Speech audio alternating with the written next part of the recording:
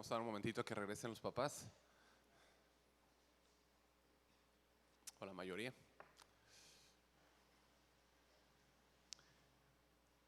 Bien, para los que están anotando,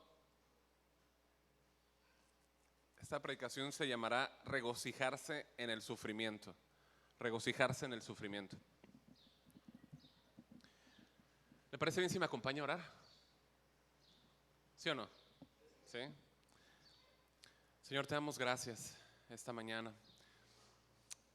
Vamos delante de ti, Padre, en el nombre de Cristo, necesitados de ti, necesitamos que tú obres en nuestros corazones, que tú hables a nuestras vidas, Señor, que tú consueles el corazón, Señor, de cada uno de tus hijos, Señor, a través de cada circunstancia, a través de cada situación, y que, Señor, sobre todo haya una mayor revelación de Cristo en nuestras vidas, Señor, que podamos entender que cada sufrimiento, cada cosa que pasamos, cada tribulación, cada aflicción tiene como propósito tu gloria, Señor, y el formarnos a Cristo.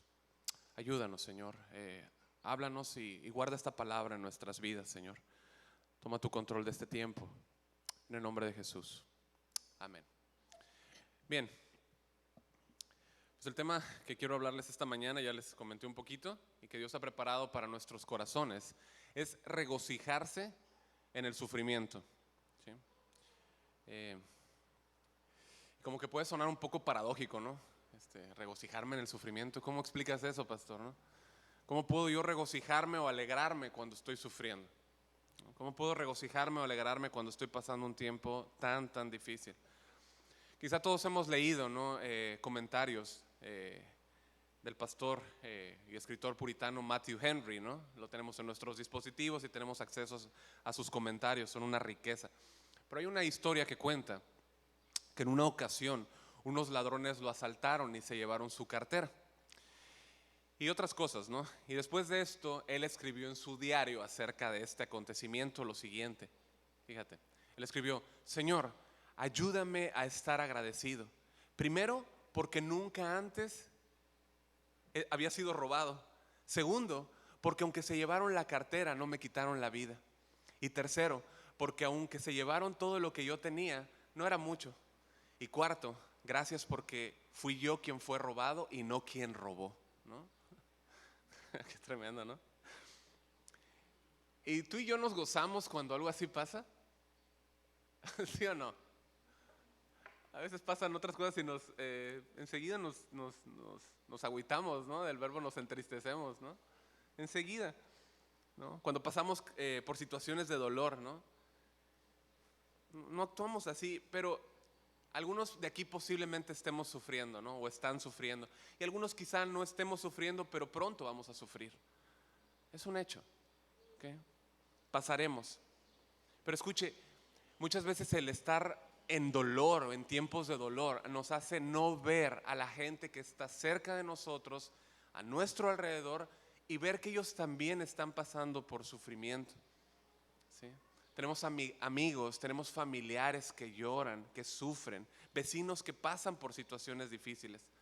Durante la pandemia, algunos de nosotros vimos, ¿no? Conocidos o familiares que murieron, ¿no? El dolor y el sufrimiento son parte del ser humano, es decir, abarca a todos. Sin embargo, para el creyente, para los que están en Cristo, el sufrimiento, iglesia, tiene propósitos, ¿sí? Algunos de ellos son que tú seas más formado a la imagen de Cristo, que Dios te perfeccione a ti, que perfeccione tu carácter en ti. Como creyentes, nosotros debemos de saber que el dolor se manifiesta en diferentes escalas. ¿Estamos de acuerdo? O sea, no estamos sufriendo las mismas cosas, sufrimos de diferentes maneras, ¿sí? Diferentes circunstancias. Hay cosas por las que tú sufres en este momento que yo no estoy sufriendo, pero hay cosas por las que tú estás sufriendo. Ya me confundí, ¿verdad? Que tú estás sufriendo que yo no estoy sufriendo, cosas que yo estoy sufriendo que tú no estás sufriendo. Eso es un hecho, ¿sí? Pero cualquiera que sea el sufrimiento por el que pasemos, jamás, di jamás, jamás lo podremos nosotros comparar con el gozo que nosotros experimentaremos en el cielo, ¿sí?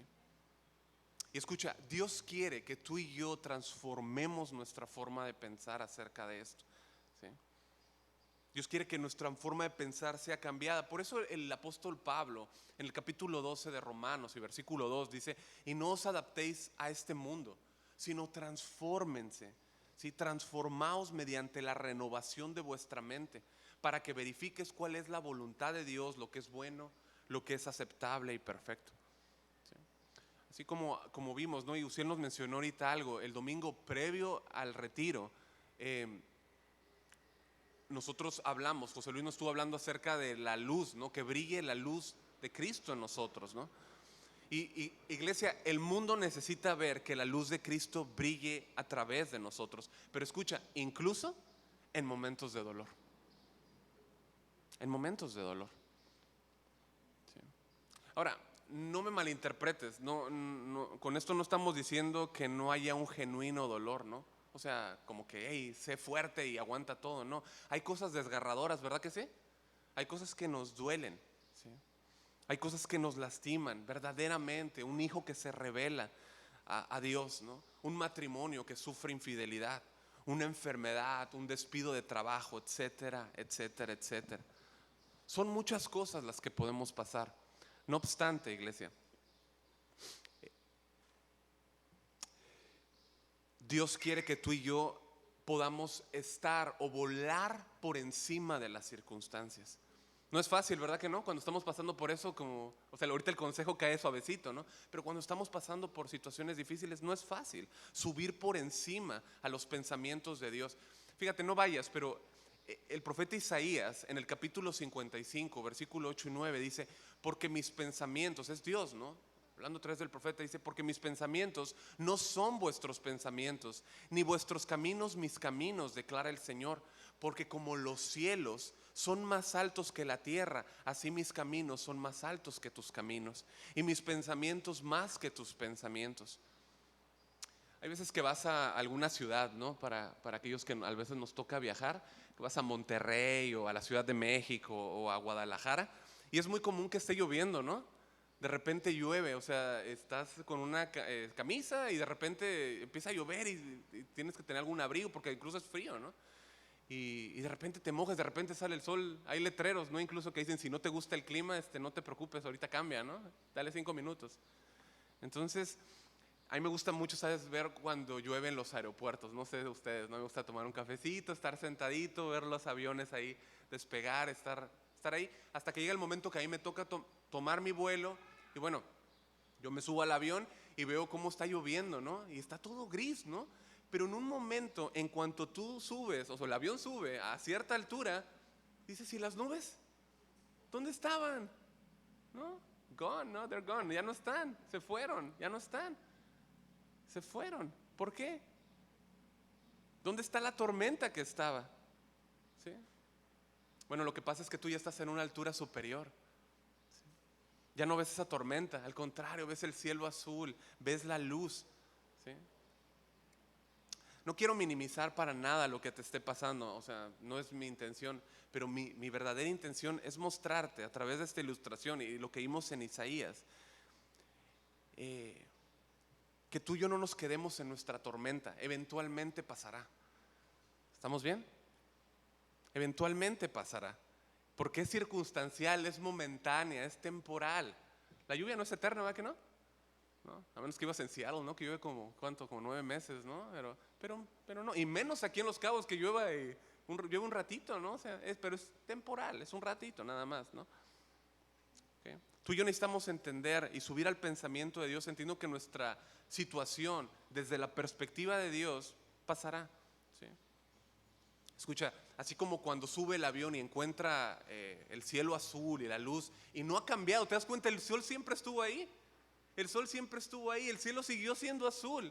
Bueno, Dios no ha cambiado, Dios es inmutable. Nuestro Dios sigue siendo Dios. ¿Cuántos le dan gloria? Nuestro Dios sigue siendo Dios, ¿sí? Él no cambia. Y escucha, su amor por ti tampoco cambia.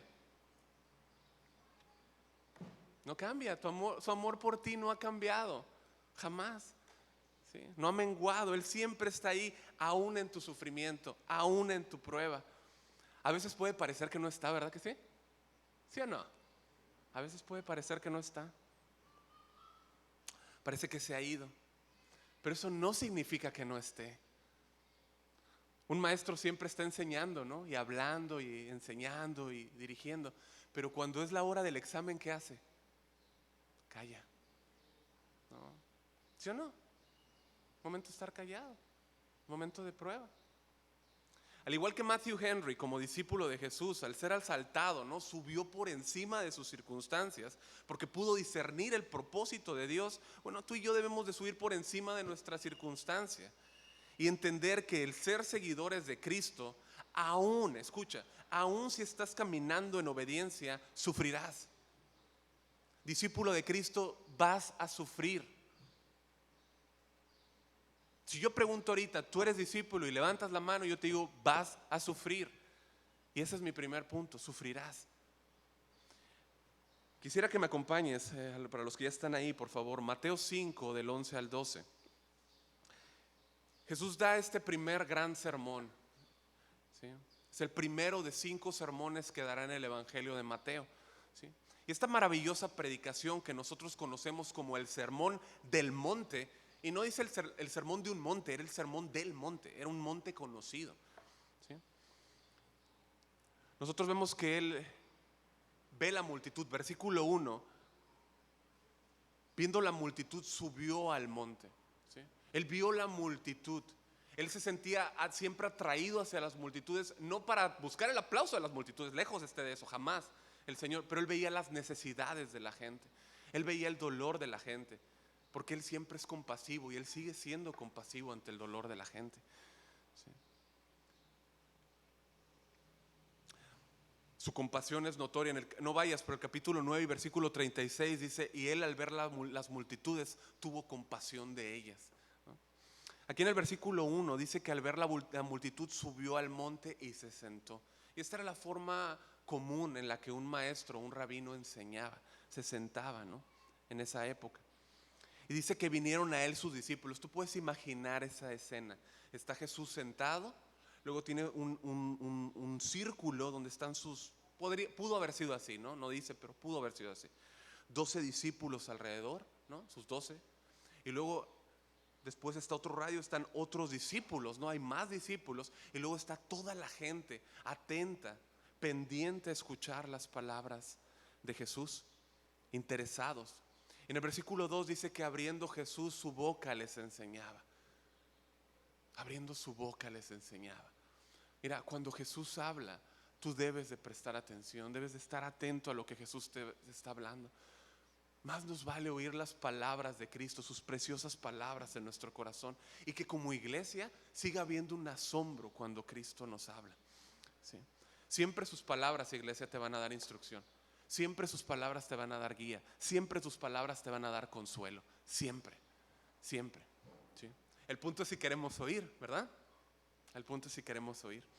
El sermón del monte abarca desde el versículo 2, donde dice que Jesús abrió su boca y comenzó a hablar, y termina en el capítulo 7, versículo 28, ¿no? Es extenso el sermón, ¿no? Donde dice, y cuando terminó Jesús estas palabras, la gente se admiraba de su doctrina. Es un sermón largo, grande, ¿no? Rico, amplio. Nos tomaría mucho tiempo verlo a detalle. José Luis nos estuvo hablando acerca del versículo 14, 16, ¿no? Jesús hablando a la multitud y a nosotros, diciéndonos que somos luz del mundo, ¿sí? Todo este sermón nos muestra las características, iglesia, de cómo debe vivir un discípulo de Cristo, ¿sí? Estándares de un discípulo. ¿Eres discípulo? Hay estándares que Dios te marca, forma en la que tú debes de conducirte y vivir. Pero escucha, estos estándares son imposibles, de imposibles. Son imposibles vivirlos aparte de la gracia de Cristo. Imposible vivirlos. De hecho, dentro del sermón ustedes van a ver en el capítulo 6, versículo 9 al 13, donde Él les enseña a sus discípulos a orar y les dice cómo deben de orar, y constantemente es una dependencia a Dios, ¿no? Líbranos del mal, danos el pan líbranos de la tentación, o sea, no nos permitas ceder, ¿no? Danos el pan, siempre es una dependencia a Él, ¿no? Ahora, en los versículos 3 al 11, ¿no? No vamos a leer todo el sermón, ¿verdad? Pero no se van a ir a su casa. Pero en los versículos 3 al 11 hay una palabra que repite mucho. De hecho, la cantamos hoy. ¿Qué palabra es? Bienaventurados. Bien. Jesús dice que somos discípulos, bienaventurados. ¿Sí? Una persona bienaventurada es una persona más que dichosa. Es una persona feliz. Es una persona que su condición pues presente y exterior demuestra que él ya vive. O sea, que él está en el mundo, perdón, pero su condición interna demuestra que él ya vive en el reino de Dios, ¿no? O sea, puede vivir como un pobre de espíritu, puede vivir de una manera a lo mejor que el mundo desecha, ¿no? Pero internamente él ya manifiesta que está dentro del reino de Dios por el Espíritu de Dios en él, ¿sí? Un día, cuando estemos con Dios, eso se manifestará en toda su plenitud, ¿sí? Pero el bienaventurado es alguien rico en la gracia de Dios. El versículo 3 dice que bienaventurados es el pobre en espíritu, ¿no? Y aquí sabemos que habla de alguien que está en una bancarrota espiritual, ¿no? Alguien que reconoce su impotencia delante del omnipotente, ¿no?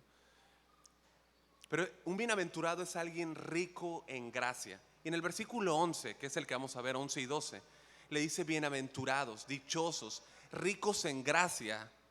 Fíjate, bienaventurado y dichoso y rico en gracia eres o sois cuando por mi causa, es decir, Jesús sabía que todos los seguidores a él, los que estaban asociados con él, sufrirían, ¿sí? Serían partícipes de esa hostilidad contra ellos, ¿no? Cristiano, si tú eres seguidor de Cristo y predicas en tu vecindario y predicas en tu trabajo y predicas donde estás, vas a tener problemas. Jesús sabía que seríamos maltratados, ¿no? Eso es lo que Él nos dijo. Eso es lo que dice, mira, dice cuando por mi causa, ¿no? Os vituperen, ¿no? Os persigan, digan toda clase de mal contra ustedes. ¿Cómo dice? Mintiendo. O sea, debido a que Jesús nos va a decir, ¿no?, que somos la luz del mundo, ¿no? Cuando tú muestras las cualidades de un verdadero seguidor de Cristo, vamos a hacer eso mismo, vamos a irradiar la luz de Cristo, vamos a iluminar. Pero esa luz de Jesús en nosotros hará notar inmediatamente el pecado de las demás personas. Eso es un hecho, ¿sí? Y a la gente no le gusta. Jesús dice que por su causa sus discípulos serán vituperados, perdón, ¿sí? Y esta palabra quiere decir que serán insultados, que serán burlados, que los van a atacar, que te van a difamar. Lo reprendo, pastor. ¿No? Pero fíjate, yo quiero que prestes atención a esto. Dice que vas a ser perseguido, ¿sí o no dice eso? Ok, despierta, iglesia, dice que vas a ser perseguido. Y dice que lo que le precede a la persecución es la mentira, las falsas acusaciones. Eso es lo que tú ves hoy en día como cristianos, no me refiero como iglesia universal, como cuerpo. Ya se ha enseñado acerca de esto, ¿sí? Somos un cuerpo y el cuerpo está siendo perseguido. Cuando persiguen a nuestros hermanos en Chiapas, nos están persiguiendo a nosotros.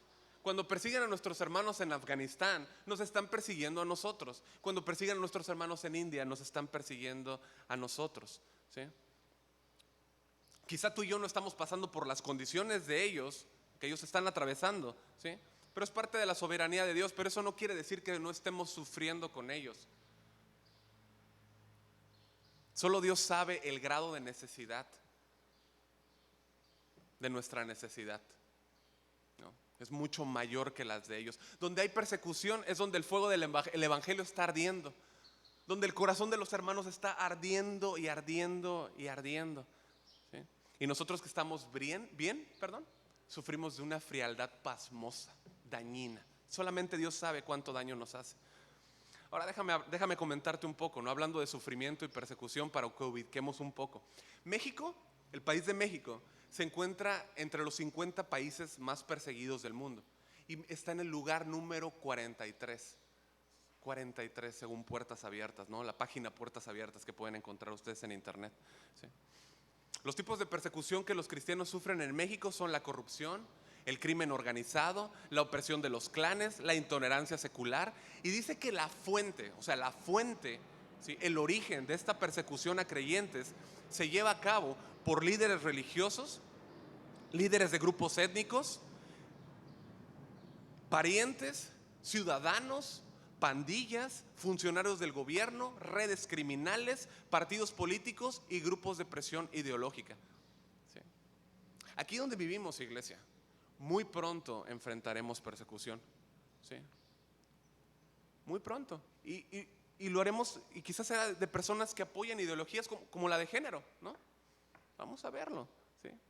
Dentro de estos insultos y difamaciones y mentiras de las cuales Jesús nos advierte, ¿sí? Y que son previas a la persecución, yo te invito a trasladarlo o trasladar tu mente a nuestros días. Papás, atención en esto, ¿no? Todo lo que se está cocinando, todas esas ideologías, ¿sí? Incluyendo la enseñanza o el adoctrinamiento de nuestros hijos por parte del gobierno, ¿sí? Donde su finalidad es es quitarte el control de tus hijos. Es quitarte el control de tus hijos para que sea el gobierno quien los instruye.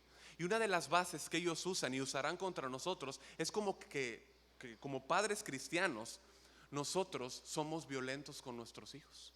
Eso van a mentir, eso van a decir mintiendo. Van a decir que no tenemos el derecho de escoger por ellos acerca de su sexualidad, acerca de su religión, y que los estamos privando de dichos derechos. ¿Lo crees? ¿Pero tú crees que pasará?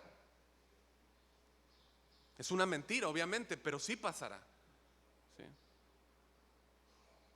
Y como lo repito nuevamente, el primer paso es insultar, difamar con mentiras. Esto sucederá y como iglesia tenemos que estar atentos porque son tiempos de sufrimiento. ¿Sí? Y vendrán. Pero aún en esto, versículo 12, Jesús dice, gozaos y alegraos.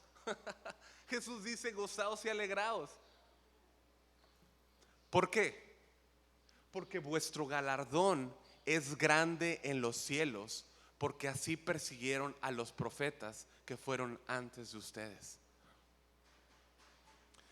Todos los santos, todos los profetas en el Antiguo Testamento fueron perseguidos.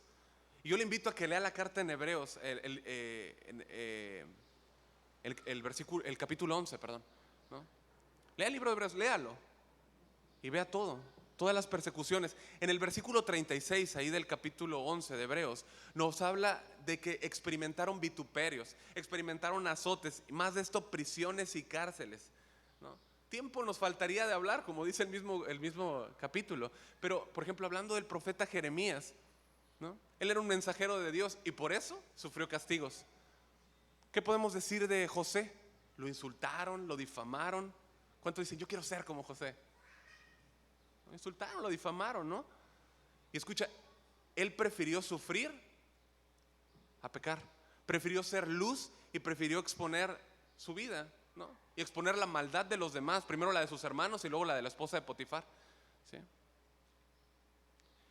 Lo que nos está diciendo el versículo 11 y 12 es que somos más que dichosos por el privilegio de sufrir persecución por causa de Cristo, como los profetas. Y debemos de alegrarnos cuando sufrimos, gozarnos, ¿sí? ¿Por qué? Porque recibiremos una recompensa en el cielo, bendiciones inimaginables. Cuando se burlan de tu fe, ¿sí? Cuando sufres una burla, ¿sí? Debes de pensar inmediatamente lo que está adelante, lo que viene adelante de ti. Yo creo que muchos de ustedes están queriendo vivir vidas mejores. A ver, levanta tu mano. Una vida, me refiero, cuando digo vida mejor, es más a Cristo. Levanta tu mano, sí es cierto.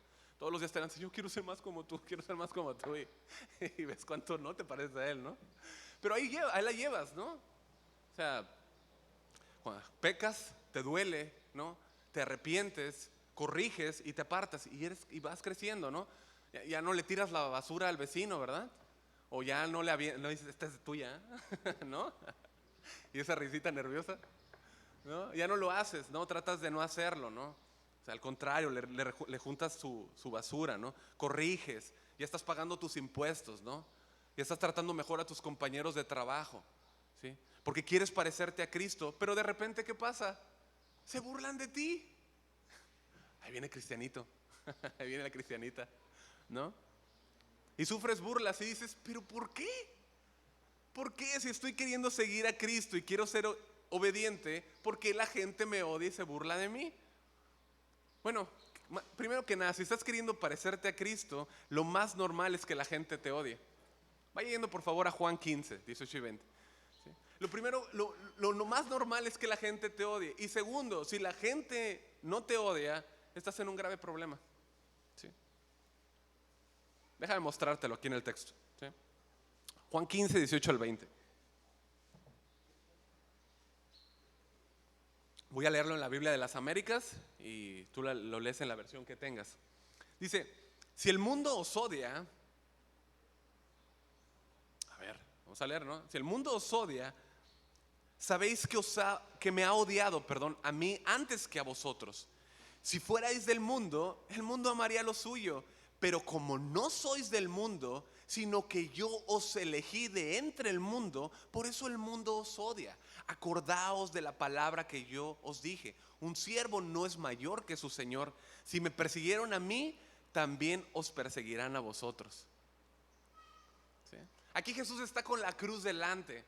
Está próximo a morir. Su muerte está cerca. Y les dice a sus discípulos, si el mundo los odia, el mundo me odió a mí primero.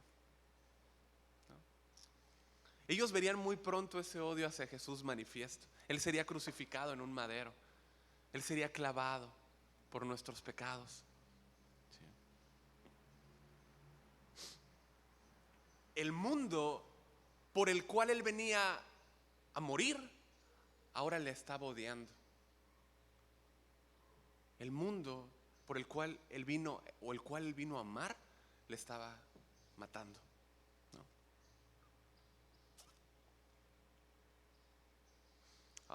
Nosotros sabemos que eso está bajo el plan de Dios. Amén. Estuvo bajo el plan de Dios desde toda la eternidad. ¿Sí? Pero fíjate esto, nuestra identificación con Cristo. A ver, ¿cuántos son cristianos?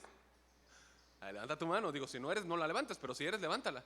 Bueno, si nuestra identificación con Cristo hace que el mundo lo odie, lo odiaron a Él,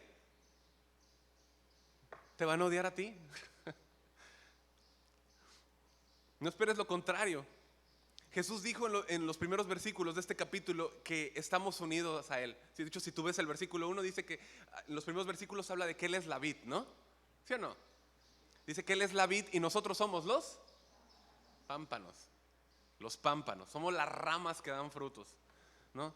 El estar unido a Él hace que el creyente sea fructífero. Amén. Pero inmediatamente lo coloca en la dirección opuesta al mundo. Inmediatamente te pone en la dirección contraria, ¿sí? A un mundo perverso que odia a Dios, que odia a Cristo y que odia al pueblo de ese Dios. ¿Sí? El mundo es por naturaleza hostil a Dios. Quizá alguien pueda parecerlo menos, ¿no? Pero el centro de su naturaleza es enemiga de Dios. ¿Tú piensas que no eras tan enemigo de Dios?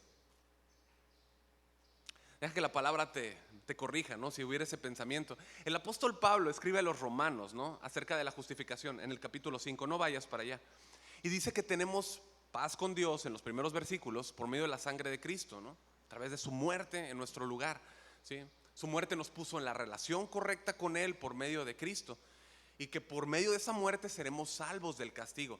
Pero fíjate, Él les hace razonar a los romanos en el versículo 10 y les dice, porque si cuando éramos enemigos de Dios fuimos rebeldes, perdón, si cuando éramos enemigos de Dios fuimos reconciliados con Él mediante la muerte de su Hijo, con cuánta más razón habiendo sido reconciliados seremos salvos por su vida. Pero nota lo que dice el apóstol Pablo, que éramos ¿qué? ¿Nacimos siendo amigos de Él? No, enemigos de Dios, ¿sí? Éramos enemigos de Él. Bueno, esa es la condición del mundo, mi amado. Él te eligió de ese mundo de donde eras tú enemigo de Él y con todos los demás, y lo que hizo fue cambiar tu naturaleza, transformó tus lealtades. Ahora amas a Dios, amén. Uy, amas a Cristo, ¿no? Tu lealtad ha sido cambiada, ¿no? Ha sido transformada. Ya no concuerdas con los patrones del mundo, ¿no? Con su forma de pensar. Yo eso espero. Ya no concuerdas con su forma de pensar acerca del aborto, ¿no? Ya no concuerdas con su forma de pensar acerca del feminismo. Ya no concuerdas con su forma de pensar acerca de la, ¿cómo le llamamos? Relación, o que no es ¿qué es?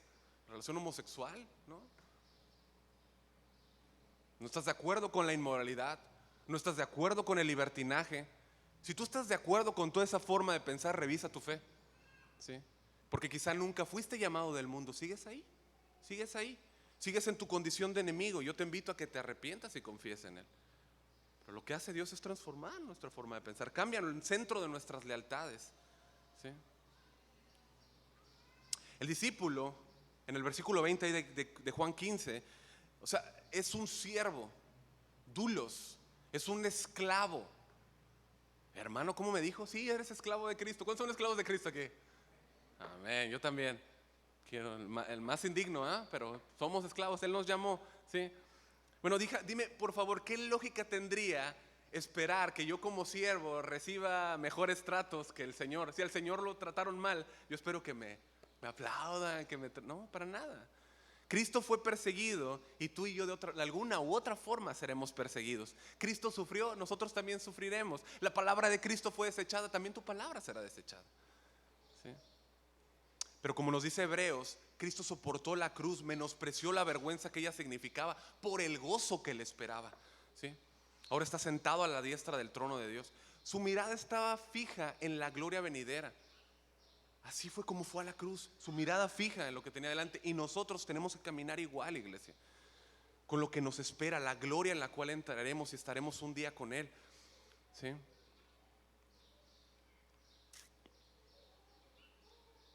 ¿Qué mayor recompensa, iglesia, podemos tener si sufrimos ahora que un día estaremos delante de Él por toda la eternidad? Pero mi amado, aquí en el mundo va a haber dolor. Y ahora yo te hago una pregunta: ¿se puede no sufrir? O sea, ¿tú podrías pasar este recorrido de esta vida sin sufrir? ¿Se podrá? Pues es la mentira que algunos falsos venden. ¿Sí o no? Prende ahí el YouTube, ahí está. Yo no sé a cuánto les tocó ir a esos movimientos de para de sufrir. ¿A nadie aquí? ¿A nadie? ¿Nadie? Ok. Bueno, a mí sí, yo sí fui, ¿no? Como hace 20 años me tocó ir, cuando estaba en Tijuana. Y me tocó ver uno de esos canales, porque tienen su propio canal, ¿no? Ellos, ahí tienen su canal de para de sufrir, ¿no? Y y ahí lo estaba viendo, ¿no? Y lo prendí y te pregunta el brasileño, ¿no? ¿Tienes problemas? Y yo, sí, ¿no? De inmediato, ¿no? Dice, ¿y sufres mucho? Y yo, sí. ¿Y quieres parar de sufrir? Sí, ajá, ¿no? Y contestándole a la tele, ¿no? Pues ven con nosotros, ¿no? Y como me quedaba un par de cuadras ahí en Tijuana, pues yo fui, ¿no? Ahí me pusieron su aceite traído de Jerusalén, ¿no? Sí, ¿no? Porque sí, mi botecito ahí, sí, sí, y ahí estaban sacándole la lana a la gente, ¿no? Pero yo jamás dejé de sufrir, verdaderamente. Yo creo que hasta sufrí más, ¿no? Vivía en mi pecado, en mi imposibilidad de ser liberado. Y la verdad es que ni lo estaba buscando, yo solamente quería parar de sufrir. Nada más, era todo lo que estaba buscando. Yo quería seguir viviendo mi pecado. Pero eso nunca pasó en ese lugar, jamás, jamás. Hasta que un día vino Jesús a través del Evangelio y como libera a un rey, a un esclavo, partió esas cadenas, me liberó y me hizo libre, cambió mi corazón, me vistió de amor y justicia. ¿Cuántos ha pasado lo mismo con ustedes? Como la historia del hijo pródigo, ¿no? Como fue arropado, ¿no? Eso fue lo que hizo Dios con nosotros. Y recuerdo que cuando Dios me salvó, yo dije, ya no voy a sufrir más. Es más, me acuerdo que iba en un barco, salí en un barco y viendo el atardecer, ¿no? Me acuerdo, dije, ya no voy a sufrir jamás, ¿no? Y Dios trajo ese gozo, ¿verdad? Ese gozo que experimentaste, que solamente un nacido de nuevo puede experimentar. Ese gozo donde tu culpa se ha ido, tu pecado se ha ido, ¿no? Pero cuando pensé que ya nunca más iba a sufrir, ¿no? Que se me ocurre abrir el Evangelio de Juan, capítulo 16, versículo 33, donde dice, en el mundo tendréis aflicción.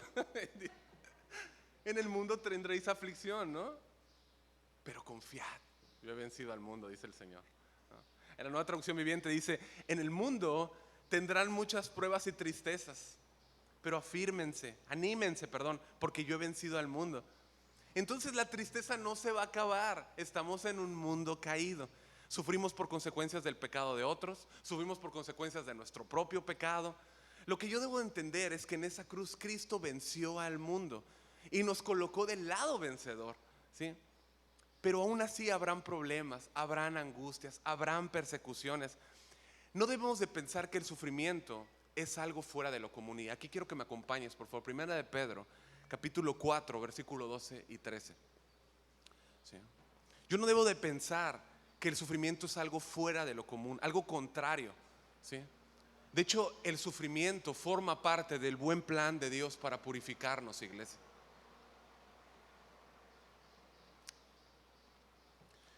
El apóstol Pedro, a través de Silvano, su colaborador, en el año 63 después de Cristo, pues escribe esta carta y la envía a Asia Menor, ¿no? Ponto, Bitinia, Galacia, Capadocia, ¿no? Lo que es la actual Turquía. Envía esta carta a ellos porque ellos estaban sufriendo hostilidad de sus vecinos, los romanos y los griegos, ¿no? Por seguir a Cristo, y Él los anima a que se regocijen en su sufrimiento, que vivan por encima de las circunstancias de su vida, ¿sí? El punto de Pedro es el mismo de Dios y que hemos mencionado, que cambien su enfoque en sus dificultades, ¿sí? Teniendo como meta la gloria futura. Y escucha lo que dice Primera de Pedro 4, 12 y 13. Amados, ¿cuántos son amados? ¿Amados por quién? ¿Por el pastor? Sí, los amo, pero no, por Cristo. Cristo, amados por Cristo, amados, ¿no? Amados, no os sorprendáis del fuego de prueba que en medio de ustedes ha venido para probaros, como si alguna cosa extraña os estuviera aconteciendo. ¿No debía ser una sorpresa? ¿A cuántos les gustan las sorpresas? A mí sí me gustan las sorpresas, pero bueno, aquí dice que no se sorprendan del fuego de prueba, ¿sí? Está hablando de ser perseguidos. No te sorprendas cuando eres perseguido. Escuche, la persecución es parte de la vida del creyente. La persecución es parte normal de la iglesia. No debería de sorprendernos la persecución. Dios siempre ha usado la persecución para el avance de su iglesia, para el avance del evangelio. Hay una frase que comúnmente escuchamos que dice: la sangre de los mártires es la semilla, ¿sí? Siempre ha seguido esta frase la iglesia, siempre. Es decir, la sangre de los cristianos ha sido regada en tierra para el crecimiento de su iglesia, siempre, desde siempre. Y hay como un sentido muy acuñado en la iglesia de este lado, ¿sí? Aquí en América, ¿sí? Con respecto a rehusar la persecución de parte de Dios, o sea, permitida por Dios, ¿sí? Y lo vemos como algo extraño. ¿Y sabe por qué? Por la comodidad en la que vivimos, ¿sí? Por la cultura en la que estamos inmersos, que nos ha introducido en una perspectiva distorsionada de cómo es el gozo, ¿sí?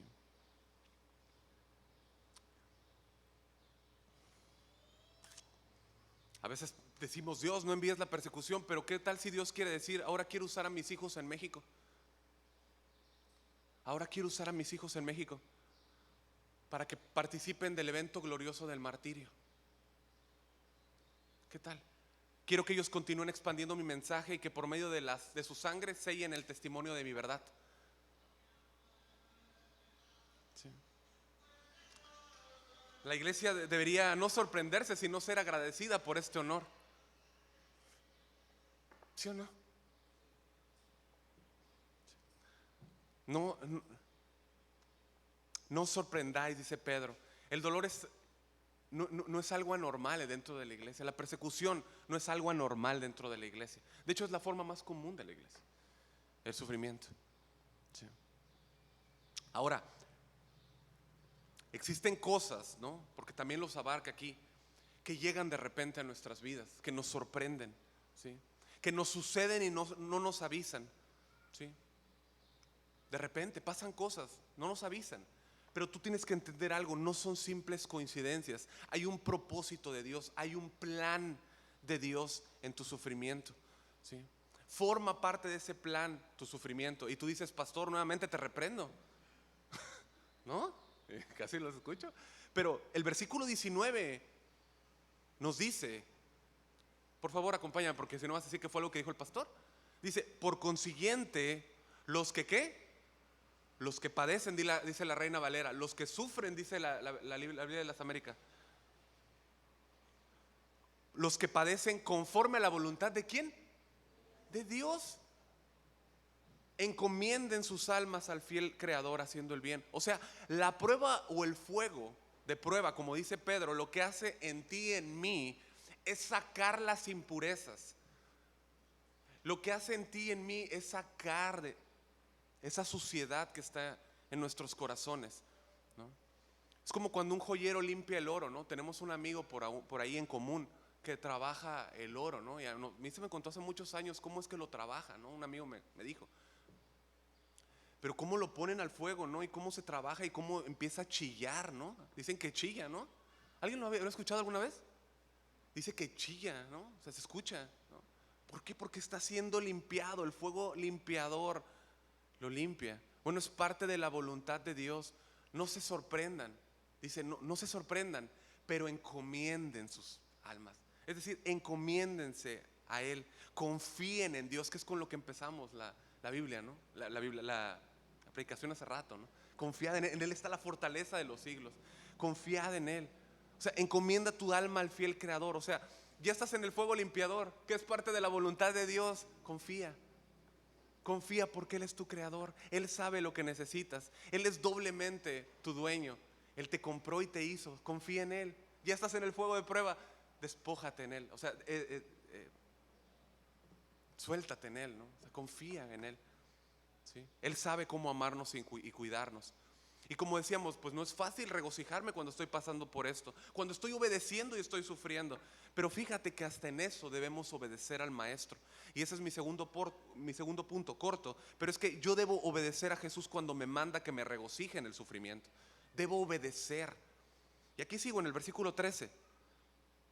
Antes bien, en la medida que compartís o compartes.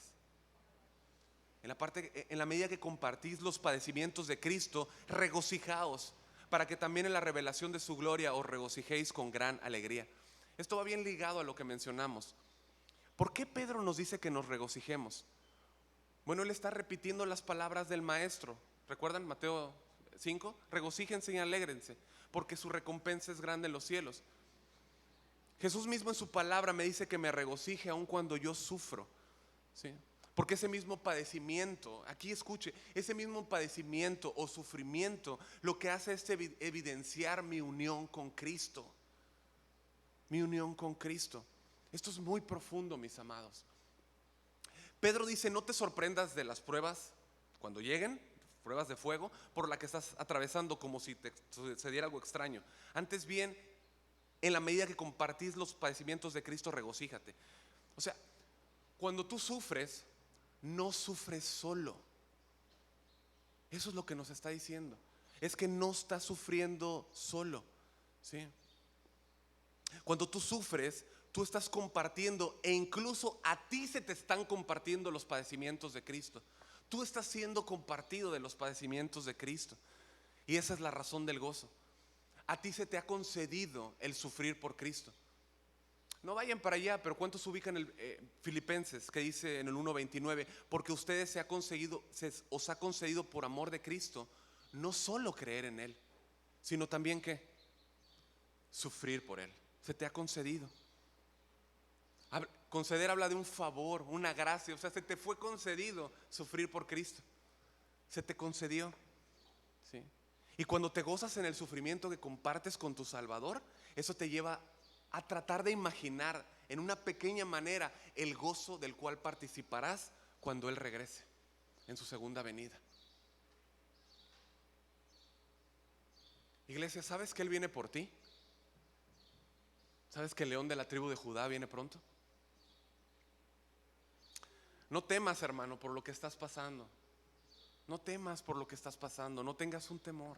No tienes por qué temer. El Señor te está limpiando. Ni un solo momento te ha dejado. Ni un solo momento.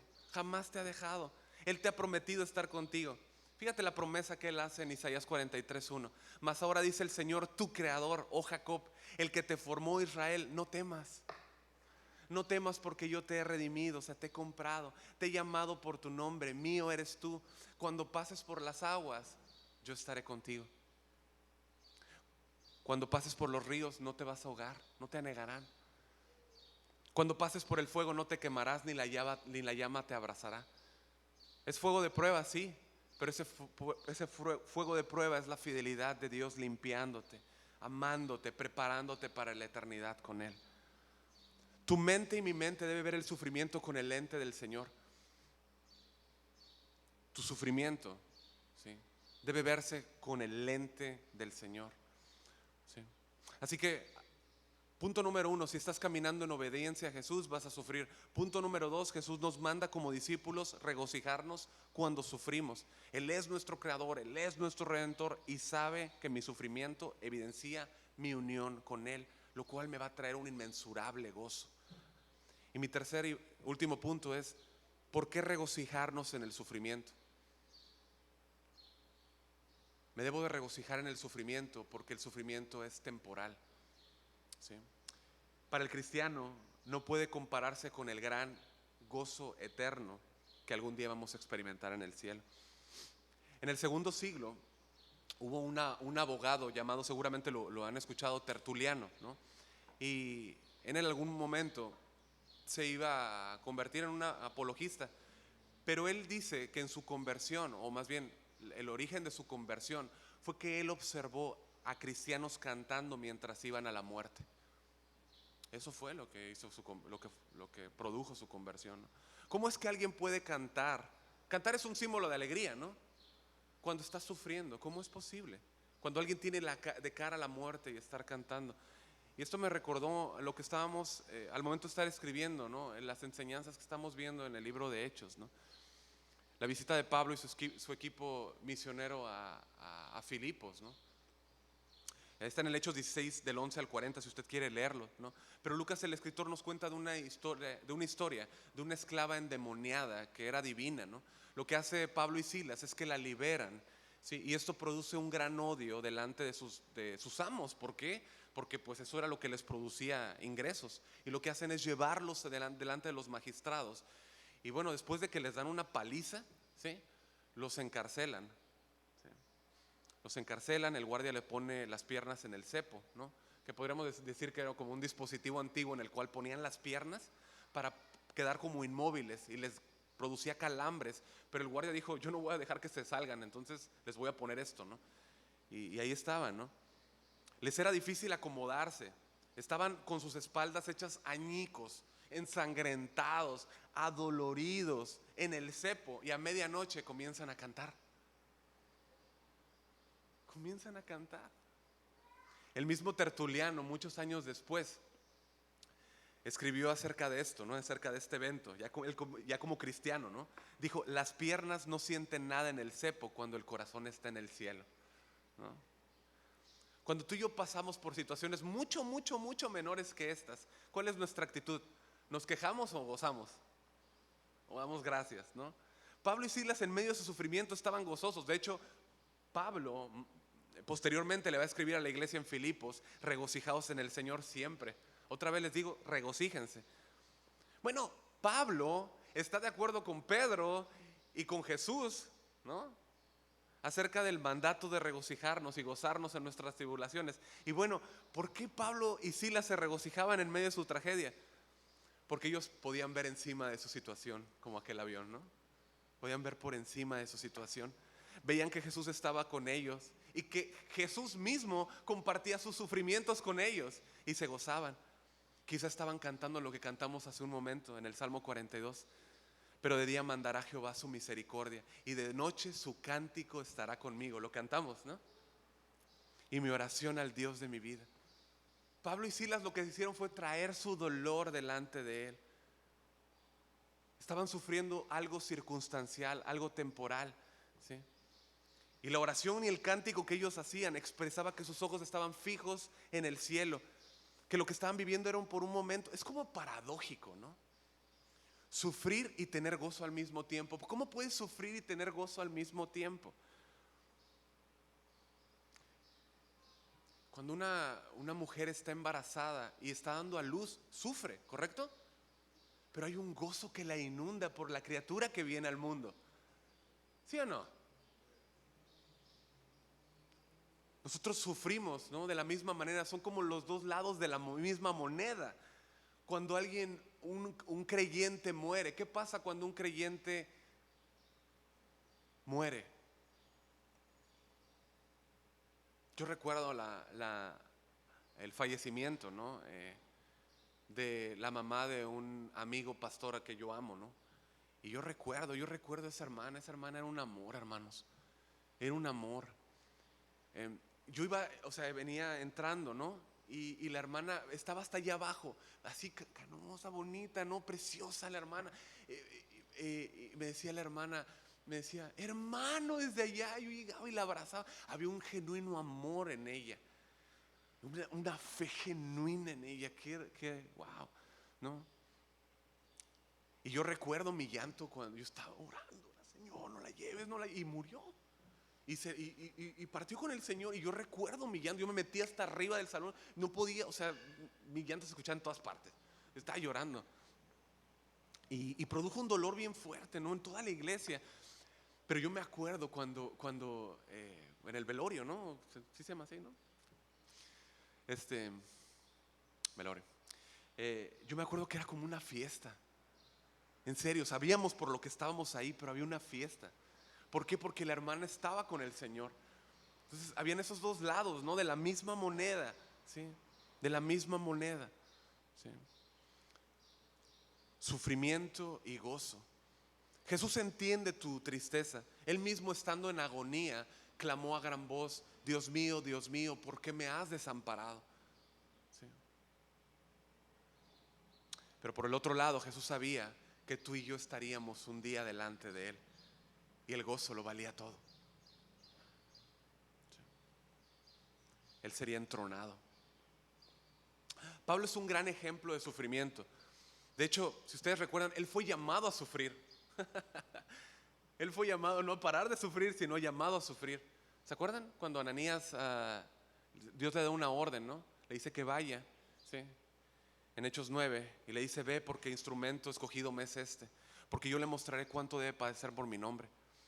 Todo lo que hemos hablado en el libro de los Hechos, todo lo que ha sufrido Pablo, encarcelado, azotado, tenido como la escoria del mundo, ¿sí?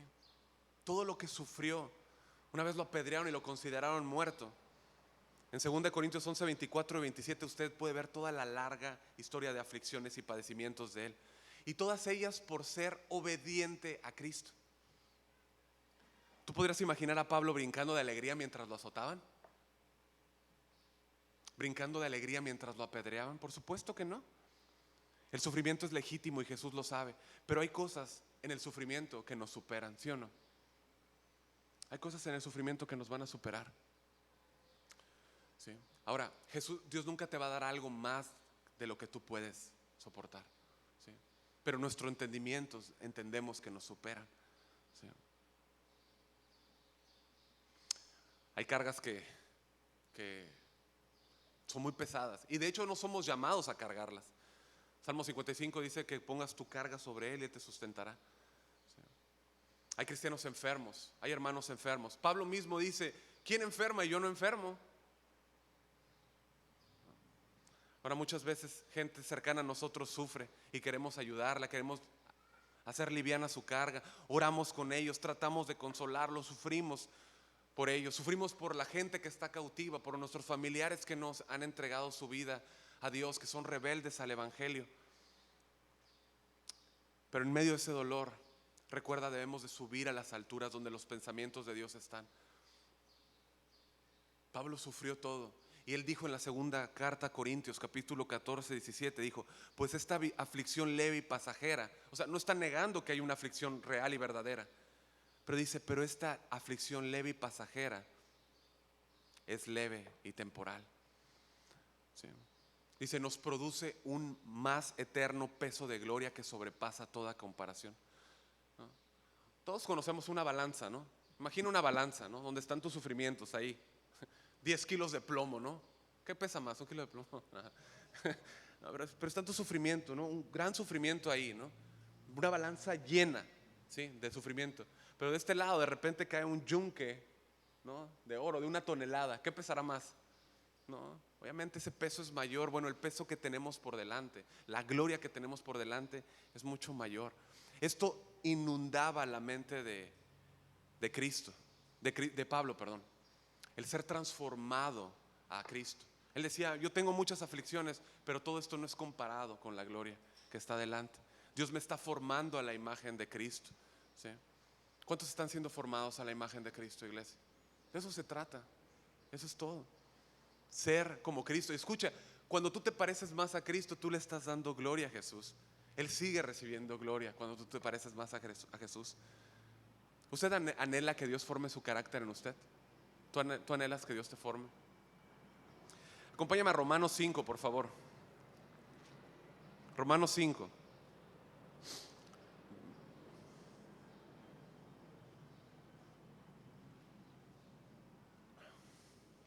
Romanos 5, vamos al versículo 3, por favor.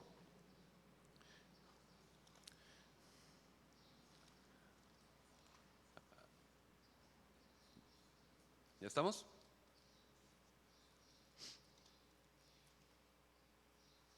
¿Sí? Bien. Dice, y no solo esto, ¿no? Es que va a decir algo más, o sea, a lo previo que había dicho. Él había mencionado 3 bendiciones previas que recibimos al ser salvados. Eres justificado, ¿ok? Eres declarado inocente, ¿sí? Tienes paz con Dios, ¿sí? Es decir, estás en la condición de paz, de amistad con Dios. Pero además dice que hay una tercera bendición que es una entrada, o recibes la posición en Cristo. Esas son 3 bendiciones previas. Pero Pablo dice, y no solo esto, ¿sí? Dice, sino que también, esta es una cuarta, ¿no?, bendición. Dice, nos gloriamos en las tribulaciones, sabiendo, sabiendo que la tribulación produce paciencia, y la paciencia prueba, y la prueba esperanza, y la esperanza no avergüenza, porque el amor de Dios ha sido derramado en nuestros corazones por el Espíritu Santo que nos fue dado. Pablo quiere que nosotros sepamos, que tú y yo sepamos, ¿qué cosa? Que las tribulaciones no están ahí sin sentido. Las cosas que producen sufrimiento en tu vida no están ahí sin ningún propósito, ¿sí? Yo no puedo estar pensando cada vez que tengo un problema, cada vez que tengo un sufrimiento, es porque Dios me está castigando. ¿Sí? ¿Me siguen? Yo no puedo estar pensando eso. Dios me va a disciplinar y Él lo va a hacer. Él es fiel. Él nos ama. ¿Cuántos saben que nos ama? Él azota a todos los que recibe por hijos. Se enseña. Pero no puedo pensar cada vez que tengo un sufrimiento es que Él me está castigando. No, Él es como él es el alfarero. Tú eres el barro, te está formando, está trabajando en ti, está renovando tu mente. El propósito de Dios es formarte, valga la redundancia, conforme al molde. ¿Quién es el molde? Cristo. ¿De qué manera más grande puede mostrar el amor Dios al formarnos a la imagen de la persona que Él más ama, que es Cristo? ¿Hay alguna otra forma? Él mostró el amor en la cruz, pero Él sigue mostrando el amor formándonos a Cristo, ¿sí? Ahora esto puede doler, ¿sí?, pero puede sonar como una paradoja. El sufrimiento y el gozo hacen como una sinergia, trabajan, ¿sí?, en conjunto.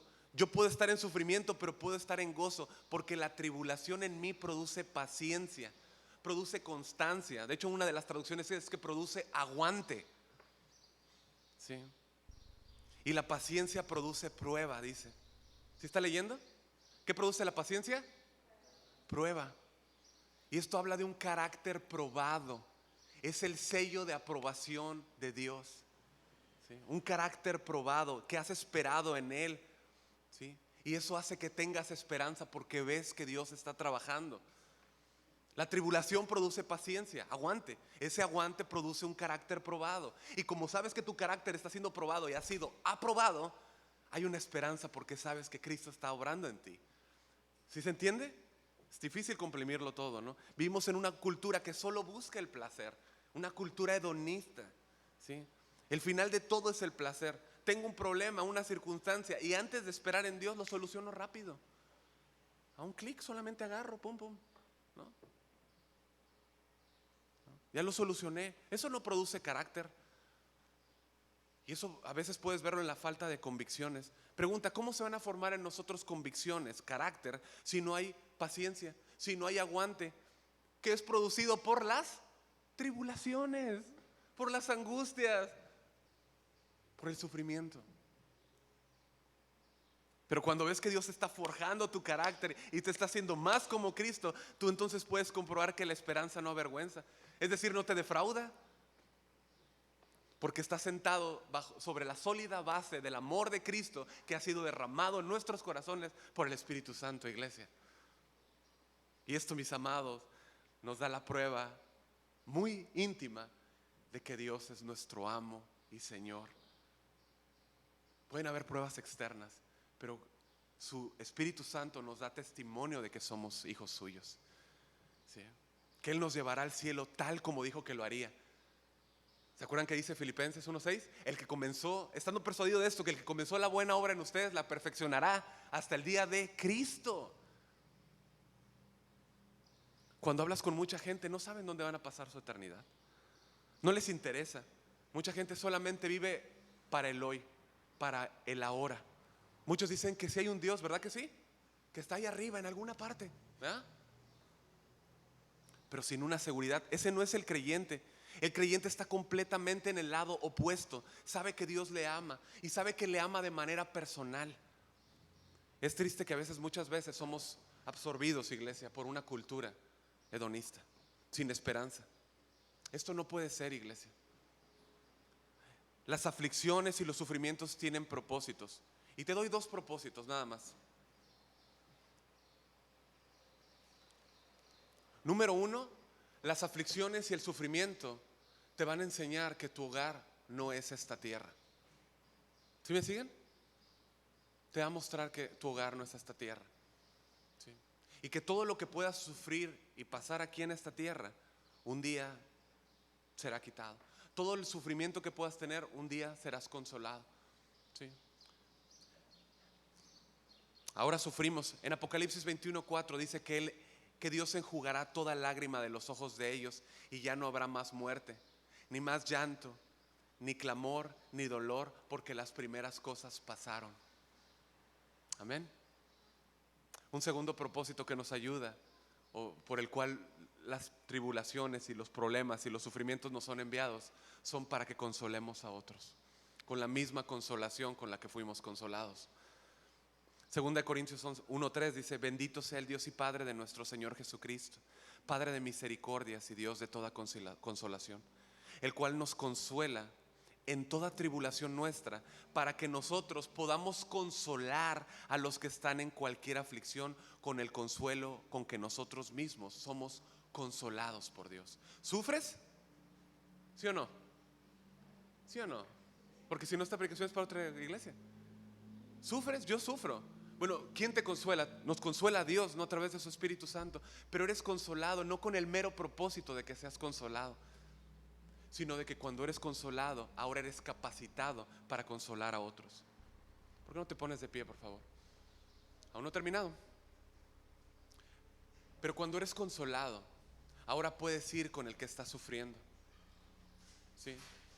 Puedes ir a la casa de luto y consolar al que está sufriendo. Puedes ir al que está enfermo y no le vas a mandar por el chat: ahí que Dios te bendiga. Irás y lo consolarás, irás con él. Por eso Dios nos permite experimentar el consuelo como creyentes, para consolar a otros. Concluyo con un comentario. Pero después de todo lo que hemos visto, yo puedo llegar a una conclusión, ¿no? Y es que necesitamos un cambio de enfoque muy profundo acerca del sufrimiento, de cómo vemos el sufrimiento, de no ver el sufrimiento como un enemigo, sino como un amigo. La iglesia, hermanos, en el primer siglo, como parte del regalo de su salvación, vieron el sufrimiento. En otras palabras, ellos vieron el sufrimiento como parte del regalo en su salvación.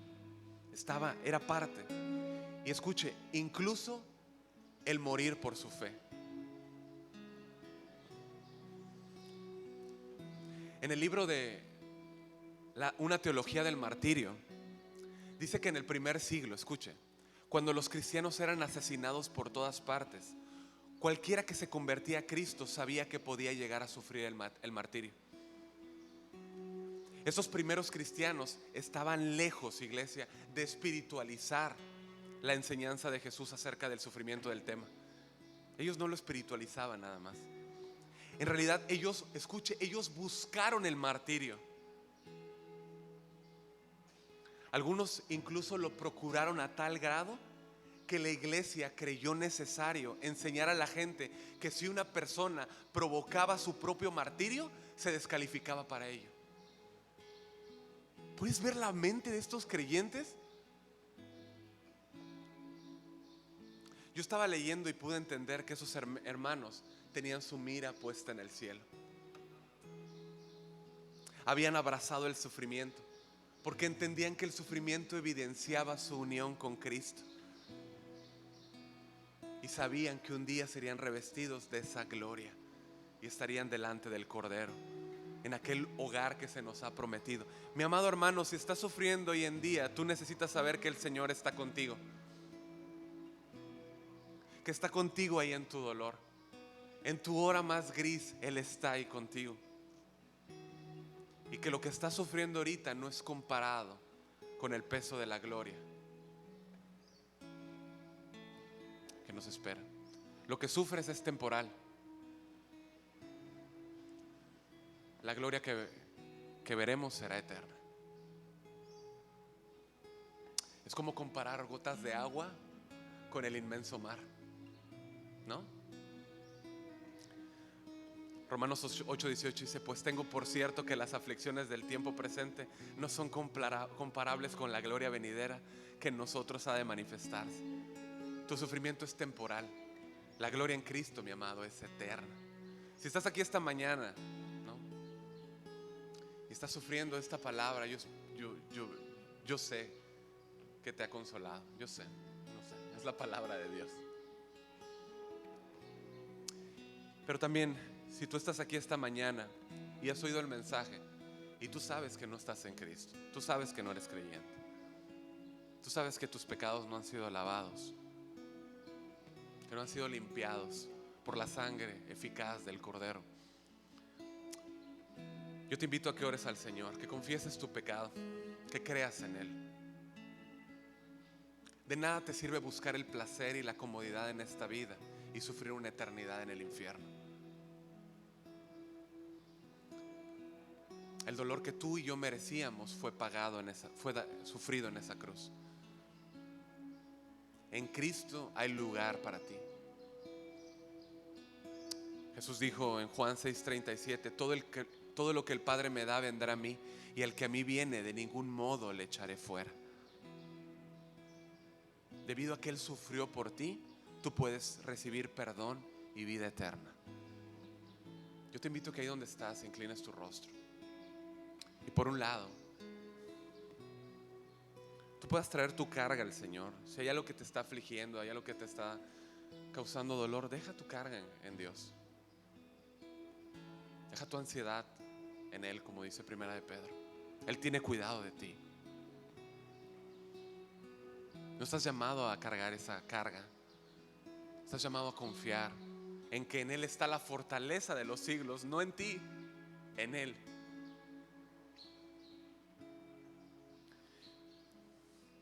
Quizá pedirle perdón, decirle: Señor, yo no había visto el sufrimiento de esta forma. Yo te doy gracias porque me estás formando a Cristo, porque tu amor echa fuera todo temor. Es un honor servirte. Es un honor servirte, Señor.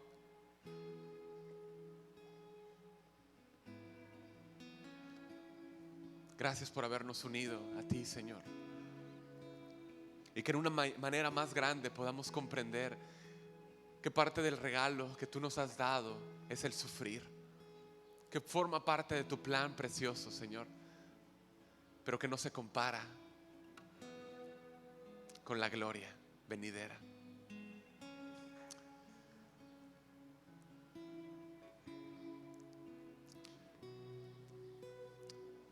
Este es el momento. Si tú sabes que tú no has puesto tu confianza en Cristo, entrega tu vida a Jesús. Entrega tu vida a Jesús.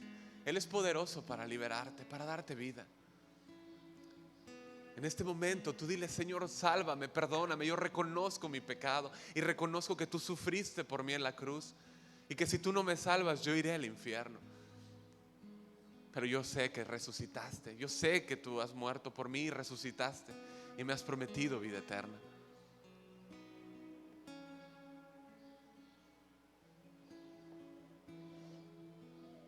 Muchas gracias, Jesús. Gracias porque tú sufriste todo en la cruz. Tú lo sufriste todo para darnos el gozo, Señor. Muchas gracias, Señor. Ayúdanos, por favor, en nuestros sufrimientos, en nuestras angustias, en nuestras tribulaciones, Señor. Pero que siempre tú recibas gloria en medio de ellos, Señor. Te damos gracias porque tú nos estás formando y cada día nos parecemos más a Jesús por tu poder en Cristo Jesús. Y la iglesia dice: amén. Amén.